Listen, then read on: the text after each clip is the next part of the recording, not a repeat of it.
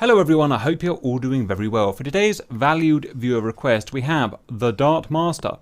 In 1988, an A-10 out of England went against a Dutch F-16 over the North Sea. The A-10 just kept turning inside the F-16 and getting quote-unquote kills on it.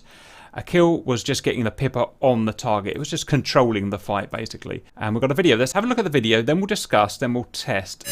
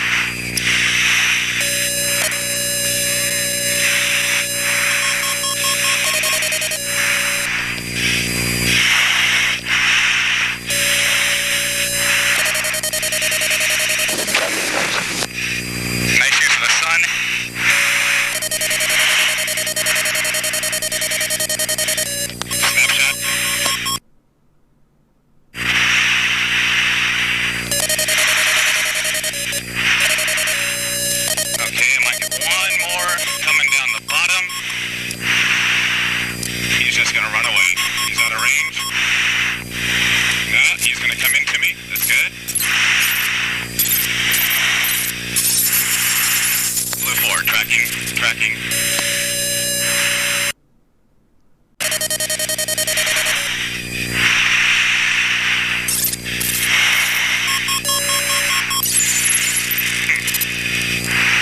As long as he stays in burner, we can do this all day long.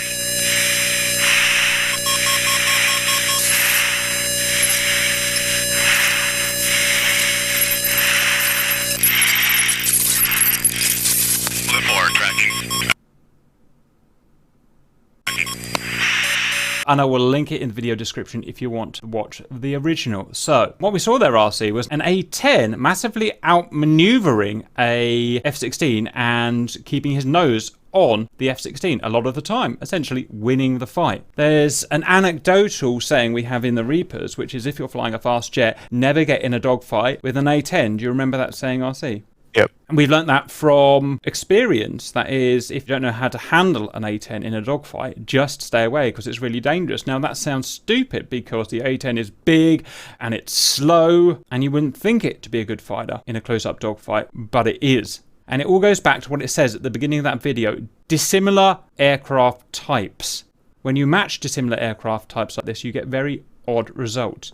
We're going to be using the A-10 because that's what we've been requested. The same will apply for a Warbird, a World War II aircraft. You would think it would be very silly to try and match up a Warbird against a fast F-16, but exactly the same will apply, possibly even more. So let's talk about why this phenomenon is happening, and it's a simple fact that the A-10A has a lot larger wings, giving it a lower wing loading, and a different shape wing, more suitable shape for low speed turning. So this would have been the F-16 that was in the fight, an F-16A.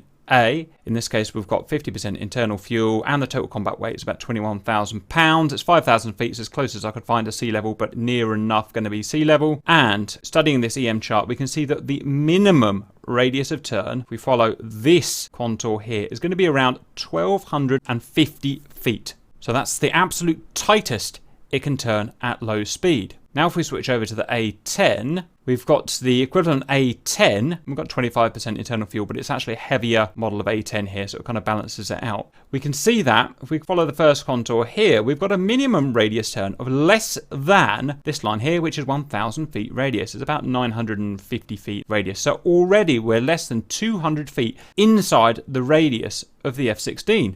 And as well as it being a smaller minimum radius, if you can see in terms of speed, which is along the bottom and the top here, we can achieve that minimum radius for a much larger speed envelope.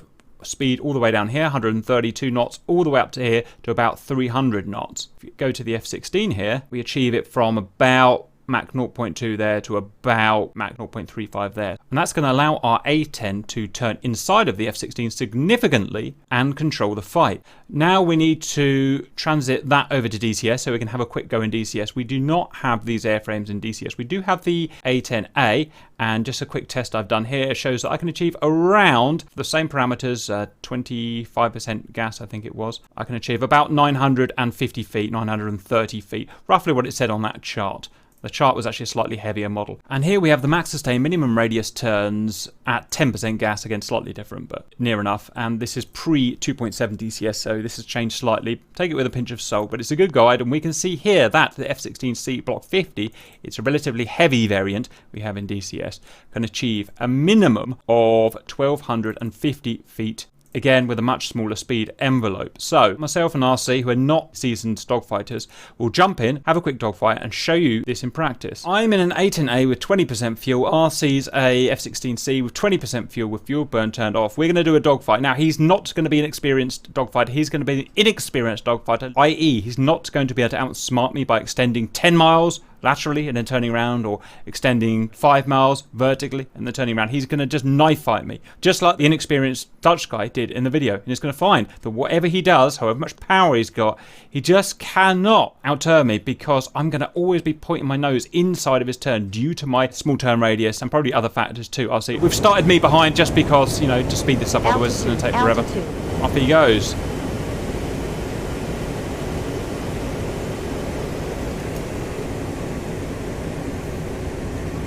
Try his little tricks and whatnot.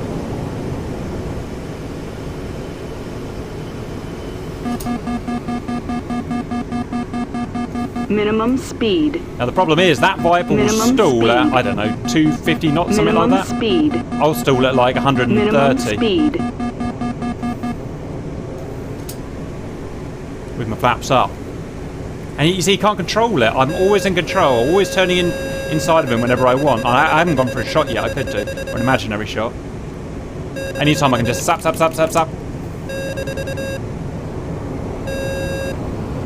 He's putting a burner on, he's trying to get a bit more speed now. He's going to try a superior turn rate. And that thing does have a superior turn rate, but again, without turn radius, it's not going to be that important.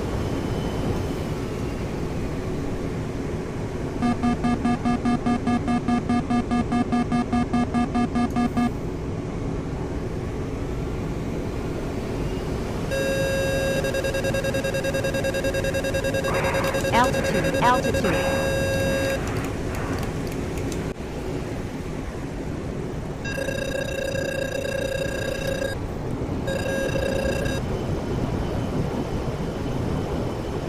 You can see him trying everything. Alright, RC, do you admit a defeat? Swap around? Yep. Yeah. Swap around now. A-10 is RC, F-16 is me. I'm again not going to be allowed to extend and do something that a clever pilot would do. I'm just gonna I'm not going to pull any punches though. I'm going to get my maximum turn rate, my best chance otherwise, of 22 degrees per second at about 420 knots. But probably going to find that you're still just going to turn in front of me, so I'm going to unpause now. Again, I'll start in front just to speed things up a little. Off I go.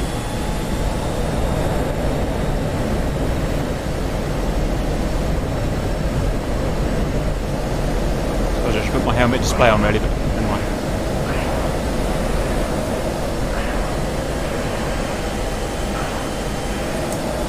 So I've got a lovely turn rate now, about 8 or 9 G at 22 degrees per second, which is much more than he can do, but look how he's inside of me all the time, always inside of me.